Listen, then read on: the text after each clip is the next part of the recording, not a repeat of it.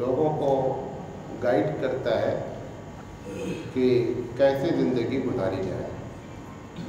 تو اس میں سے ایک بات میں نے آپ سے کی تھی کہ جو چیزیں فرض ہیں اور جو چیزیں حرام ہیں، ان دونوں کے بارے میں قرآن کریم نے اس بات کا، یعنی اللہ نے اس بات کا خیال رکھا ہے کہ قانون ایسے بنایا جائے کہ جو قیامت تک کبھی تبدیل نہیں ہو۔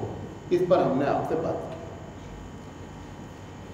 اس کا جو دوسرا اصول ہے کہ ہماری جو زندگی، جس میں نے اس بات کو بھی بتایا تھا کہ جو رہنا سہنا ہوتا ہے، کھانا پینا ہمارا ہے، اٹھنا بیٹھنا ہے، جس کو عام زندگی کہتے ہیں، اس میں اللہ نے رولنگ کرنے کے بجائے یہ بتایا کہ کیا نہ کیا جائے۔ اگر کسی مولوی سے آپ پوچھیں کہ میں بھنڈی کی سبزی کھا سکتا ہوں یا نہیں کھا سکتا ہوں، آپ مسئلہ پوچھ رہے ہیں، تو ہمارے پاس وہ جو لسٹ ہے نہ کھانے کی، ہم اس پر دھیان رکھیں گے، سب کو بولتے جائیں گے کہ جائز ہے۔ تو قرآن عزیز میں یہ لکھا بھنڈی کھاؤ نہیں کھاؤ نہیں، اس نے یہ بتا دیا کیا کھانا نہ کھایا جائے، کیا کپڑا نہ پہنا جائے۔ تو یہ ایک بنیادی اصول ہے جو کل میں نے آپ سے اس پر بھی بات کی۔ اچھا، اس میں اس بات کا بھی خیال رکھا گیا ہے کہ یہ جو عام زندگی ہے، اس میں حبیب مصطفیٰ صلی اللہ علیہ وسلم نے اپنی پسند کا اظہار کیا ہے۔ اگر آپ اس پسند پر عمل کریں گے تو آپ کو ثواب ملے گا، اگر آپ اس پسند کو نہیں کریں گے تو گناہ نہیں ملے گا۔ غور سے سنیے کہ ایک جملہ، مثال کے طور پر اللہ کے رسول صلی اللہ علیہ وسلم کو پگڑی پسند تھی باندھنا، آپ نے باندھا، رولنگ نہیں کیا۔ کیوں؟ کیونکہ یہ ایک ایسی چیز ہے کہ ہر آدمی کا الگ الگ مزاج ہوتا ہے، لیکن اگر کوئی آدمی باندھے گا تو اس کو ثواب ملے گا۔ گناہ کب ملے گا؟ اگر ایک آدمی، یہ بات سمجھ نوٹ کر لیں، اگر ایک آدمی نبی کریم صلی اللہ علیہ وسلم کی عام زندگی کا مذاق اڑائے گا تو اس کو گناہ ملے گا۔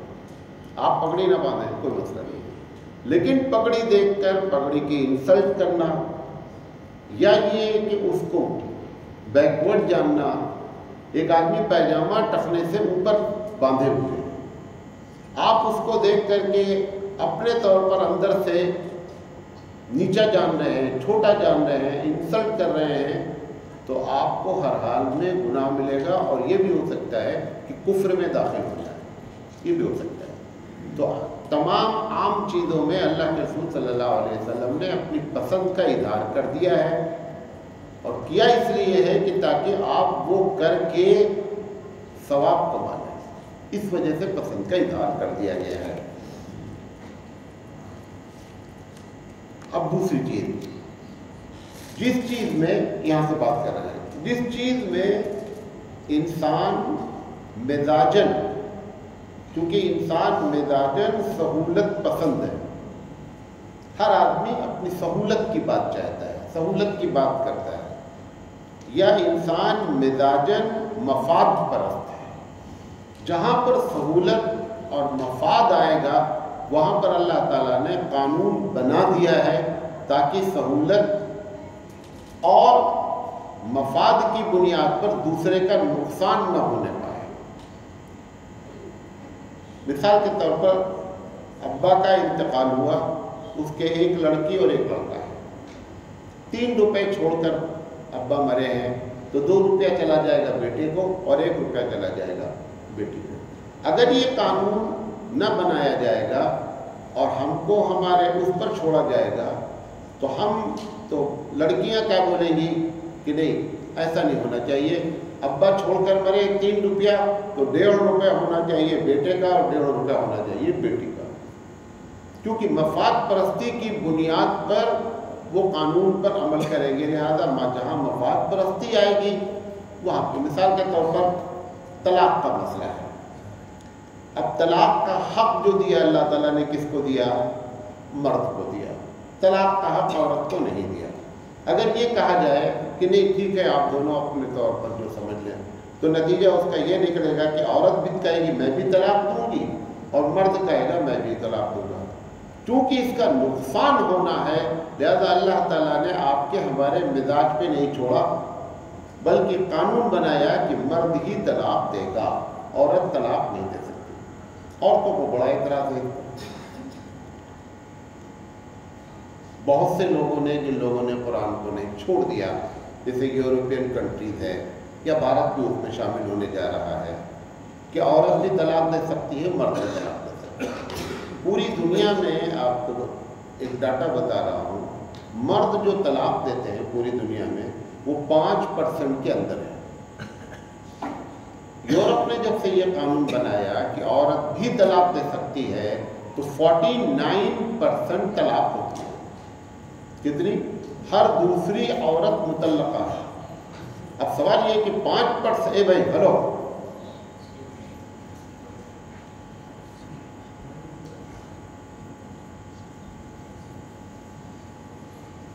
اب 45% طلاق تو 49% طلاق میں 5 مرد نے دیا اور عورت نے کتنے دیا؟ 44%. اب سوال یہ ہے کہ اگر دونوں کو طلاق کا حق دیا جائے گا تو یہ نتیجہ نکلے گا چونکہ انسان کو نقصان ہے لہذا اللہ نے چاہا کہ ہماری بندی کو نقصان نہ پہنچے، اس لیے ان سے طلاق کا حق لیا گیا ہے. اس وجہ سے نہیں کہ آپ ڈی گریڈ ہیں. یہ لوگوں نے سمجھانے کی کوشش کی کہ تم ڈی گریڈ ہو مرد کے مقابلے میں لہذا تم کو طلاق کا حق نہیں. یہ وجہ نہیں ہے. وجہ یہ ہے جیسے بچے سے چاقو چھین لیا گیا، بچہ کھیل رہا تھا، دیکھا اچانک چاقو چھین لیا. اگر بچے سے پوچھا جائے کہ یہ ابا نے جو چاقو چھینا ہے یہ کام اچھا کیا یا برا، بیٹا بولے گا کہ ابا ایک دم مجھے چاہتے نہیں ہے، تبھی انہوں نے چاقو. اسے یہ نہیں معلوم ہے کہ چاقو کا نقصان کس کو ہونا ہے؟ ہم کو ہونا ہے، اس لیے ابا نے چاقو چھین لیا ہے. جب اس کی سمجھ میں آ جاتی ہے بات کہ نہیں صاحب چاقو ہمارے لیے مضر تھا اس لیے چھینا گیا ہے، تو وہ شکر ادا کرتا ہے کہ ہمارے ابا بہت اچھا ہیں کہ جو ہم سے چاقو چھینے. اللہ نے اگر عورت سے طلاق کا حق چھینا ہے تو اس لیے کہ اگر اس کو طلاق کا حق دے دیا جائے گا تو 44% طلاق یہ خود اپنے آپ کو دے لے گی. اور جب طلاق ہوتا ہے تو نتیجہ یہ نکلتا ہے. ہماری جو پرنسپل تھی جن کے انڈر میں ہم نے کام کیا، بہت کچھ سیکھا ہم نے. تو 12ویں کلاس میں نے پیپر بنایا تو میں نے ایک سوال لکھ دیا کہ اللہ تعالیٰ نے عورتوں کو طلاق کا حق نہ دے کر بڑا احسان کیا. تو وہ سب پیپر چیک کرتی تھی تو وہ بھی چیک کیا اس نے. تو اس نے مجھے بلایا، کہا کہ احمد جی یہ کیا آپ نے لکھ رکھا ہے سوال؟ تو میں نے کہا نہیں میں نے بچوں کو پڑھایا، بچے لکھیں گے. تو انہوں نے کہا بچے تو لکھیں گے اپنی جگہ لیکن آپ پہلے مجھے سمجھیں گے. اچھا وہ اتفاق سے متعلقہ تھی، جو بیگم میڈم تھی وہ متعلقہ تھی. ہم نے کہا چلو آپ پرنسپل کی حیثیت سے بات نہیں کریں گے، ایک عام آدمی کی حیثیت سے بات کریں. تو میں نے ان سے کہا اچھا یہ بتائیے کہ جب طلاق ہوتا ہے تو جھیلتا کون ہے، زیادہ پریشان کون ہوتا ہے؟ لڑکی پریشان ہوتی ہے یا لڑکا؟ کیونکہ آپ خود ایکسپیرینس ہولڈر ہیں. تو تھوڑی دیر خاموش رہ کر انہوں نے کہا بات تو یہ ہے کہ عورت زیادہ پریشان ہوتی ہے. ہم نے کہا جب دونوں حق دیں گے تو پرسنٹیج بڑھے گا کہ نہیں بڑھے گا؟ کہا بڑھے گا. ہم نے کہا اللہ تعالیٰ چاہ رہا ہے کہ پرسنٹیج نہ بڑھے، اس کی بندیاں پریشان نہیں ہوں، اس لیے طلاق کا حق لیا گیا ہے. تو جس چیز میں انسان مفاد کی بنیاد پر یا سہولت کی بنیاد پر فیصلے کرے گا اس میں اللہ تعالیٰ نے وہ فیصلہ اپنے ہاتھ میں لے کر کے قانون بنا دیا.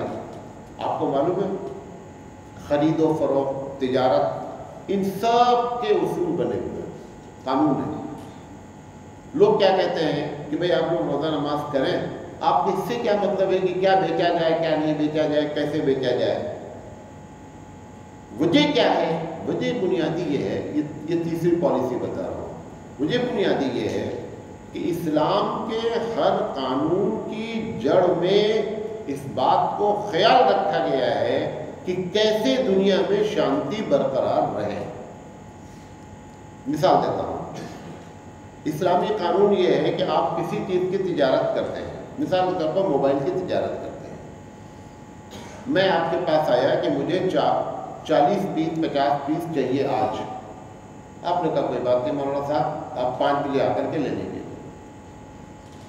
آپ کے پاس موبائل موجود فی الحال نہیں ہے، آپ نے سوچا تھا کہ میں ڈیلر سے بات کر لوں گا اور ڈیلر سپلائی کر دے گا اور میں کسٹمر کو دے دوں گا۔ اسلام کہتا ہے کہ جو تمہارے پاس موجود نہیں ہے اس کی آپ ڈیلنگ نہیں کریں، چھوڑ دیں۔ بولے بھائی دیکھیے آپ کہہ رہے ہیں ٹھیک ہے ہم منگانے کی کوشش کریں گے، لیکن بھائی تمہارا کوئی سودا نہیں ہوا۔ اب نتیجہ یہ نکلا کہ آپ نے ڈیلنگ کر لیا اور موبائل نہیں آ سکا، اسٹرائک ہو گئی، بس پلٹ گئی، بہت سی چیزیں ہو سکتی ہیں۔ اب میں 5 بجے جب تمہاری دکان پر آیا کہ میرا مال دو، تو آپ نے کہا مولانا صاحب یار کیا کریں وہ آ نہیں سکا۔ اب 2 آدمی کے درمیان میں کیا ہوگی؟ لڑائی ہوگی، اور میں نے آپ کی بنیاد پر نیچے کسٹمر سے وعدہ کر لیا کہ شام میں 8 بجے آپ آ جائیے گا، وہ ہم سے لڑے گا، ہم تم سے لڑیں گے۔ تو یہ 3 آدمی جو لڑیں گے نا، اس لڑائی کو ختم کرنے کے لیے اسلام نے کیا کیا ہے کہ ایسی چیز کی ڈیلنگ نہ کی جائے کہ جس سے شانتی کو خطرہ ہو جائے۔ ہر چیز میں جتنی بھی چیز ہیں، آپ کبھی آئیں میرے پاس بیٹھے گھنٹہ 2 گھنٹہ 20 گھنٹہ 50 گھنٹہ اور ایک ایک قانون بولیے کہ مولانا اس کے نیچے کیا شانتی کی بات ہے، میں آپ کو اللہ کے بدل سے ایک ایک قانون میں بتاؤں گا کہ اس میں یہ شانتی کی بات ہے۔ تو یہ اللہ تعالیٰ کی پالیسی ہے، اس بنیاد پر اس نے کیا کیا ہے کہ سہولت کو اور مفاد پرستی کو کبھی بھی جو ہے اس بنیاد پر چھوڑا نہیں ہے، بلکہ اس میں قانون سازی کی ہے۔ تو تجارت کے اصول بتائے، نکاح کے اصول بتائے، طلاق کے اصول بتائے، وراثت کے معاملات کے سب میں اصول بیان کیے گئے، قانونی شکل میں بیان کیے گئے۔ چوتھی چیز جو کرمنل لا ہے، کچھ جرم ایسے ہوتے ہیں یا کہہ لیجیے کہ کچھ گناہ ایسے ہم کرتے ہیں کہ جس کا اثر ہماری زندگی پر ہی پڑتا ہے، پبلک پر نہیں پڑتا ہے۔ مثال کے طور پر سور کھانا حرام ہے، ایک مسلمان نے سور کھا لیا، آپ نے جا کر کے اس کے خلاف FIR کر دیا کہ یہ مسلمان نے سور کھایا ہے، تو اسلامی حکومت اس پر کوئی ایکشن نہیں لے گی۔ کیوں نہیں لے گی ایکشن؟ کیونکہ آپ کے سور کھانے سے کسی دوسرے کو نقصان نہیں پہنچا، اس کی سزا کہاں ملنی آپ کو؟ آخرت میں ملنی ہے۔ لیکن اگر کوئی ایسا گناہ کیا گیا جس گناہ کے کرنے کی وجہ سے پبلک ایفیکٹ ہوگی، تو یہاں بھی سزا ملے گی اور وہاں بھی سزا ملے گی۔ شراب ہے، جب ایک آدمی شراب پیتا ہے تو اس کے شراب ذاتی طور پر نقصان ہونے کے ساتھ ساتھ اس کا نقصان کس کو پہنچتا ہے؟ پبلک کو بھی پہنچتا ہے، گھر میں لڑائی کرتا ہے، بیوی کو مارتا ہے، لوگوں سے لڑتا ہے، سڑک پہ گر جاتا ہے، دنیا بھر کی موٹر گاڑی چلاتا ہے، ایکسیڈنٹ کرتا ہے۔ لہذا اگر ایسا گناہ کیا گیا جس کے اثرات ہماری زندگی پر پڑیں گے، اس کے لیے کوئی حدود قائم نہیں کیے جائیں گے، سزا متعین نہیں کی جائے گی۔ لیکن اگر ایسا گناہ کیا گیا کہ جس گناہ کے کرنے سے پبلک کو نقصان ہوگا، تو یہاں بھی سزا ملنی ہے اور وہاں بھی سزا، اور یہ حدود رب کی جانب سے متعین ہے۔ مثلا جیسے قتل ہے، بھارت میں کا جو سنویدھان ہے اس میں قتل کی 2 سزا ہے، غالباً 302 اور 307 کا انوچھید لگتا ہے، آرٹیکل لگتا ہے۔ ہمارے پاس قتل کی 5 طریقے سے قتل ہو سکتے ہیں۔ قتل جو ہے، قتل بالخطا، قتل بالعمد۔ قتل بالخطا میں کئی طریقے سے قتل ہو سکتے ہیں۔ مثال کے طور پر میں نے آپ سے کہا کہ یہ پنکھا ٹھیک کرنا ہے، میں سیڑھی پکڑ کے کھڑا ہوں، ٹھیک ہے، میں نے سیڑھی پر آپ کو کھڑا کیا اور آپ سیڑھی سلپ کر گئی اور آپ نیچے گر گئے اور بندہ مر گیا۔ یہ بندہ جو سیڑھی کا پکڑایا تھا، یہ بندہ اس کے قتل بالخطا میں شامل ہوگا۔ کیوں؟ تھوڑا سے چانس رہتا ہے کہ اس نے جان بوجھ کے سیڑھی پر سے پیر ہٹا دیا تاکہ گر جائے، ایسے چانسز ہیں۔ جیسے کھان کے اندر کسی کو داخل کر دیا ہے، جو کوئلہ نکلتا، نیوز آتی رہتی نا کہ 50 آدمی مر گئے کوئلہ کھودتے ہوئے۔ کوئلہ کھودا گیا، اس کے اندر گھسا، کنواں کھودا گیا، کنواں بیٹھ گیا، تو یہ سب کرنے والا جو مالک ہوگا اس کے اوپر قتل بالخطا کا مقدمہ چلے گا۔ یہ جو مقدمہ چلے گا اس میں کبھی بھی اس کو پھانسی کی سزا نہیں ہوگی، کیوں؟ کیونکہ اس نے بالارادہ قتل نہیں کیا ہے۔ ہمیشہ قتل بالخطا کی سزا ہوگی، لیکن کبھی بھی قتل بالعمد کی سزا نہیں ہو سکتی۔ ارادے سے قتل کرنے کا مطلب کیا ہوتا ہے کہ جس چیز سے مارا جاتا ہے وہ چیز کو آپ نے استعمال کیا۔ مثال طور پر لوہے کا راڈ ہے، آپ نے کھینچ کر کے ایک آدمی کو مار دیا تو لوہے کے راڈ سے آدمی مر سکتا ہے۔ ایک ٹیچر نے اٹھایا بک اور غصے میں آ کر کے بچے کے اوپر پھینک دیا اور بچے کی کن پٹی پہ لگا، بچہ کیا ہو گیا؟ مر گیا۔ یہ ٹیچر کے اوپر کیس چلے گا، قتل بالخطا کا چلے گا، بالعمد کا نہیں چلے گا، کیونکہ نوٹ بک سے مارا نہیں جاتا ہے۔ بات نہیں سمجھے؟ تو ایسے الگ الگ قسم کے ہمارے پاس قتل کی دھارائیں ہیں اس لحاظ سے۔ تو اللہ تعالیٰ نے حدود کو کیا کیا؟ اس میں ہم کو ہدی للناس، لوگوں کو گائیڈ کیا کہ کس چیز کی سزا کتنی ہونی چاہیے، اور جس چیز کی سزا جرم کے بعد بھی ذکر نہیں ہے تو جج کو اختیار دے دیا گیا ہے کہ وہ سزا دے سکتا ہے۔ کتنی دے سکتا ہے؟ جج کو دے دیا کہ آپ جو چاہے سزا دے دیجیے۔ جو چاہے سزا میں وہ سزا نہیں دے سکتا ہے جو اسلام کی سزا آخری حد ہے، اس کو کراس نہیں کر سکتا، اس کے اندر ہی اس کو کیا کرنا ہے؟ سزا دینا ہے۔ اپنی مرضی سے وہ سزا نہیں دے سکتا ہے۔ لہذا یہ چوتھی بات ہے جس کو ہدایت کہہ رہا ہے کہ قرآن کریم ہدی للناس ہے، کہ لوگوں کو اس نے ہدایت کی ہے کہ آپ اپنے معاملات کو کس طریقے سے سنبھالیں گے۔ چوتھی اور آخری چیز، سب سے اہم چیز یہ ہے کہ اللہ تعالیٰ نے قرآن کریم میں اس بات کی پوری بہت زور سے اور اچھے ڈرافٹنگ کے انداز میں کہ آپ عبادت جو کریں گے وہ کیسے کریں گے۔ عبادت میں آپ کو کسی کو اختیار نہیں ہے، کوئی آدمی۔ آپ کتنے اچھے آئیڈیا رکھیں عبادت کے، مطلب سجدہ کرتے ہیں، نہیں میں اس سے اچھی اسٹائل کا سجدہ بتا سکتا ہوں آپ کو، نہیں مانا جائے گا۔ ہم اس سے اچھا ایسے رکوع کر لیں گے تو زیادہ، جیسے اس نے کہا تھا نا رام دیو نے ایک بات کہی کہ یہ نماز تمہاری جو ہے وہ نماز حقیقت میں ایک ایکسرسائز ہے۔ مقصد اس کا کیا ہے؟ ایکسرسائز ہے۔ تو آپ کوئی بھی ایکسرسائز کر لیجئے، یا اس کو آپ عبادت کیوں کہہ رہے ہیں؟ وہ حقیقت میں ایکسرسائز ہے۔ اچھا، پھر اس نے اس طرح کی ایک بات کیا کہ آپ رکوع کی کہا جا رہا ہے کہ آپ جب رکوع کریں تو ایک دم سیدھے ہوں، جب سجدہ کریں تو آپ کا ہاتھ زمین پر نہ ٹکا ہوا ہو، جب کھڑے ہو تو ایک ٹانگ پر نہ کھڑے ہو، یہ سب منع ہے۔ تو اس نے اس بنیاد پر سب کو اکٹھا کر کے کہا کہ نماز ایک ایکسرسائز ہے، نماز عبادت نہیں ہے۔ اس ویڈیو کے خلاف میں نے ویڈیو بنایا، میں نے اس کا جواب دیا، آپ کو بتانا چاہتا ہوں۔ ڈاکٹر نے، اور سے سنیے گا، ڈاکٹر نے آپ نے کہا کہ میرے ہاتھ میں پین ہو رہا ہے۔ ڈاکٹر نے کہا کہ ایسا کریں کہ آپ روزانہ صبح 10 مرتبہ اپنے ہاتھ کو اوپر نیچے کریں، ایک ایکسرسائز ہے۔ اب آپ نے کیا کیا کہ ہاتھ میں پین ہے، ایکسرسائز ہی مقصد ہے، آپ گردن گھما کر کے کریں تو ہاتھ کی ایکسرسائز پوری ہوگی؟ کبھی نہیں ہوگی۔ اگر نماز ایکسرسائز ہے تو اللہ تعالیٰ کو یہ کہنے کی ضرورت نہیں تھی کہ اگر کھڑے ہو کے نہیں پڑھ سکتے ہو تو بیٹھ کے پڑھ لو، کیوں؟ ایکسرسائز کا مقصد ہی نہیں پورا ہوا۔ اگر آپ بیٹھ کے نہیں پڑھ سکتے تو لیٹ کے پڑھ لیجیے، اور اگر لیٹ کے نہیں پڑھ سکتے تو اشارے سے پڑھ لیجیے۔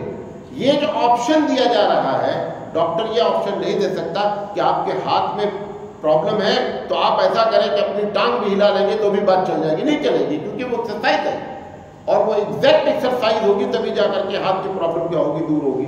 تو اگر نماز ایکسرسائز ہے تو پھر نماز میں کوئی بھی آپشن نہیں ہونا چاہیے تھا، ہر حال میں کہا جاتا کھڑے ہو کے پڑھیں، رکوع اسی طرح کریں، لیکن سب میں اللہ تعالیٰ نے کیا کیا؟ آپشن دیا۔ تو اس سے پتہ چلا کہ نماز ایکسرسائز نہیں ہے، نماز کیا ہے؟ ایک عبادت ہے۔ تو اللہ تعالیٰ نے جو ہدایت کی ہم کو ہدایت دی، ہدی للناس جو کہا، وہ عبادت کے بارے میں۔ اسی لیے پوری دنیا سب سے زیادہ جو کنفیوز ہے وہ کس چیز میں کنفیوز ہے؟ وہ عبادت میں کنفیوز ہے۔ بقیہ چیزوں میں تو کیا ہوتا ہے نا کہ اگر آپ غلطی کریں گے تو کچھ ادھر ادھر سے رزلٹ آ کر کے سمجھ میں آ جاتی بات یہاں غلطی ہوئی ہے، لیکن عبادت میں سب اتنے بڑے بڑے لوگ آپ اندازہ کریں کہ بڑی بڑی مطلب ریسرچ کرنے والے سائنس کے ہیں، اور اب ہمارے PM صاحب نے جو پہلی تقریر کی تھی جا کر کے یورپ میں ایک سائنس سیمینار میں، جو وہاں پہ بات ہوئی کہ جو ہے وہ سائنس نے کتنی ترقی کی ہے، تو PM صاحب نے کہا کہ بھارت میں بہت پہلے سرجری ہوئی ہے، ہزاروں سال پہلے۔ انہوں نے کہا کہ ہمارے یہاں سرجری ہوئی اور انسان کے گردن کو کاٹ دیا گیا اور اس کی جگہ ہاتھی کا سر رکھ دیا گیا، یہ سب سے بڑی سرجری ہے۔ یہ کیا ہے؟ جب انسان آستھا عقیدہ اپنا خود سے بنائے گا تو پتہ ہی نہیں چلتا۔ اتنا بڑا آدمی ہو کر کے اتنے بڑے سیمینار میں سب سے زیادہ بے عزتی علمی سطح پر بھارت کے وہاں ہوئی تھی جب انہوں نے یہ بات کہی۔ تو اللہ تعالیٰ نے کیا کیا؟ اللہ تعالیٰ نے عبادت کا سارا طریقہ آپ کو اور ہم کو قرآن کریم میں گائیڈ لائن کیا۔ یہ نمبر 1 کی بات تھی۔ اور نمبر 2 جو بات تھی، وہ جو سب سے اہم بات ہے کہ آپ اپنا فیتھ کیا رکھیں گے، عقیدہ آپ کا کیا ہوگا۔ یہ افسوس کی بات ہے، آپ اپنے شہر میں جا کے دیکھیں، ایک درخت ہے، بادو محلے میں ایک درخت ہے، اس درخت پر ہرے رنگ کا کپڑا باندھا ہوا ہے، کوئی چراغ رکھے ہوئے ہیں۔ مسلمان کی بات کر رہا ہوں، دوسرے نہیں، مسلمان ہیں۔ انہوں نے کچھ نہیں کہا تو انہوں نے کہا کہ عبد القادر جیلانی رحمۃ اللہ علیہ کا کٹا ہے۔ ابھی عبد القادر جیلانی رحمۃ اللہ علیہ جہاں ہیں وہاں ہے۔ عبد القادر جیلانی رحمۃ اللہ علیہ کا کٹا پورے بھارت میں ہو گیا۔ یہ کیوں؟ کیونکہ آپ نے اس بدل للناس کو چھوڑا، اس کا یہ نتیجہ برآمد ہو گیا۔ اگر قرآن کریم، اور یہ سب بڑی لاجیکل بات ہے، ساری مسجدوں سے بھارت کی 1% مسجد ہے کہ جس میں قرآن کریم کو پڑھ کر کے سمجھانے کی بات کی جاتی ہے، اور جب تک قرآن کریم کو آپ نہیں جوڑیں گے زندگی میں، یہ کٹے بڑھتے جائیں گے، ختم کبھی نہیں ہو سکتے۔ اور اس میں اس بات کو بتا دیں، پڑھے لکھے کا کچھ بھی تعلق نہیں ہے بھائی۔ جو لوگ مورتی کی پوجا کرتے ہیں وہ کیا پڑھے لکھے لوگ نہیں ہیں؟ بہت پڑھے لکھے لوگ۔ ہم تو ایک صاحب نے کہا کہ مولانا صاحب آپ قبر پہ جانے کے اتنے مخالف۔ ہم نے کہا میں قبر پہ جانے، قبر پہ مانگنے کا مخالف۔ قبر پہ جاتے انہوں نے کہا اتنے بھارت میں اتنی بڑی آبادی قبر سے متعلق ہے، اگر ان کو فائدہ نہیں ہوتا ہے تو کیا وہ بیوقوف لوگ ہیں؟ آپ بھی ہوشیار ہیں۔ میں نے کہا نہیں میں ہوشیار نہیں ہوں، لیکن آپ بھی ہوشیار نہیں ہیں۔ انہوں نے کہا کیوں؟ ہم نے کہا اگر نمبر کے لحاظ سے کسی کے حق اور باطل ہونے کا فیصلہ ہے تو بھارت میں 80 کروڑ لوگ ایسے ہیں جو پتھر کی پوجا کرتے ہیں، وہ بیوقوف ہیں کیا؟ اگر تم قبر پہ جاتے ہو اور تمہارا قبر پہ جانا صحیح ہے تو 80 کروڑ کا بھی ایکسیپٹ کرنا پڑے گا کہ ان کا جانا بھی کیا ہے؟ صحیح ہے۔ وہ غلط ہے اور ہم صحیح ہیں، اور کام دونوں ایک ہی کر رہے ہیں۔ بھائی صاحب ایسا نہیں ہوتا ہے۔ جیسے ہمارے دروازے کے سامنے مسلمان نے بھی کدو ٹانگ رکھا ہے، غیر مسلم نے بھی کدو ٹانگ رکھا ہے، یہ دونوں کدو والے وہاں بھی اکٹھا ہی رہیں گے۔ کیونکہ ایسا کیسے؟ یہ اللہ کیسا ہے کہ انصاف ایسا کر دے کہ آپ کدو ٹانگ کر کے جنت میں چلے جائیے اور آپ کدو ٹانگ کر جہنم میں چلے جائیے؟ ایسا نہیں ہوگا۔ کدو والے ایک گروپ ہے، یہ ایک جگہ رہیں گے۔ دھاگا باندھا آپ نے، ملٹی کلر دھاگا آپ نے باندھا، دوسرے یہ دھاگے والے سب اکٹھا رہیں گے۔ قبر سے گزرتے ہوئے دور سے سلام کرتے ہو بھئی، آدھی دنیا سائی بابا نے سنبھال رکھی ہے، اور آدھی دنیا جو ہے وہ KGN، آپ نے دیکھا KGN دکان، KGN آٹو، تو بقیہ اللہ تو نوز باللہ سسپینٹ ہے، پتہ ہی نہیں چلتا اللہ کا۔ آدھا سائی بابا سنبھالے ہوئے، آدھا یہ لوگ سنبھالے ہوئے۔ یہ کیوں ہو رہا ہے؟ ان کے لیے بھی کتاب ہدایت تھی اور تمہارے لیے بھی، تم نے بھی اس کو چھوڑا تو نتیجہ کیا نکلا؟ تم بھی KGN پر آ گئے۔ انہوں نے چھوڑا تو وہ بھی آ گئے۔ لہذا کوئی نہیں بچ پائے گا۔ بچنے والی چیز اللہ کی کتاب ہے، ہدی للناس، اس نے ہدایت کی ہے۔ لہذا عقیدہ اور عبادت دونوں پر اللہ تعالیٰ نے فل، کسی کو اختیار ہی نہیں دیا ہے۔ یہ اس پہ گائیڈ ہے انشاءاللہ زندگی میں۔ اس کا ایک چھوٹا سا پارٹ اور بچا ہے کہ وہ کون سی چیزیں ہیں جو اس پر اللہ نے فیتھ کرنے کی بات کی ہے، انشاءاللہ اس پر بات کریں گے۔ اللہ تعالیٰ سے دعا ہے کہ اللہ تعالیٰ کہنے سے زیادہ عمل کرنے کی توفیق عطا فرمائے۔